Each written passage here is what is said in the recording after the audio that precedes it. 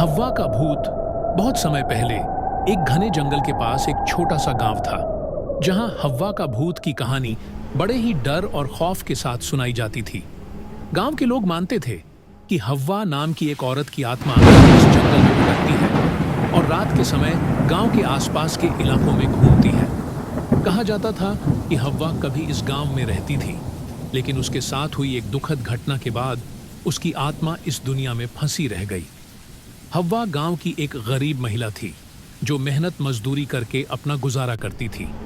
वह बहुत ही सरल और शांत स्वभाव की थी, लेकिन गांव के कुछ लोगों को उससे जलन थी, क्योंकि उसे गांव के कई लोग पसंद करते थे और उसकी ईमानदारी की सराहना करते थे। एक दिन कुछ लालची और क्रूर लोगों ने हव्वा पर झूठ और उसे बदनाम करने के लिए उस पर चोरी का आरोप लगा दिया। गांव के लोगों ने बिना किसी जांच के हव्वा को दोषी ठहराया और उसे जंगल के पास वाले कुएं में धक्का देकर मार डाला। उसके बाद अजीब घटनाएं गांव में होने लगीं। कई लोगों ने दावा किया कि उन्होंने हव्वा को रात में गांव के आसपास मंडराते हुए देखा। हव्वा सफेद साड़ी में बिखरे बालों के साथ दिखाई देती थी और उसकी आंखों में एक अजीब सी चमक होती थी। जो लोग रात के समय बाहर निकलते, उन्होंने उसकी परछाई देखी और कहा कि उसकी आत्मा अब भी इंसाफ के लिए तड़प रही है। एक रात गांव के एक व्यक्ति, रमेश, जो इस घटना में शामिल था, ने हव्वा को अपने घर के बाहर देखा। वह डर से कांपने लगा और जब उसने दरवाजे के बाहर झांक कर देखा तो हव्वा उसके सामने खड़ी थी। हव्वा की आंखें लाल हो चुकी थीं और उसने रमेश को घूरते हुए कहा, तुम्हारी सजा अभी बाकी है।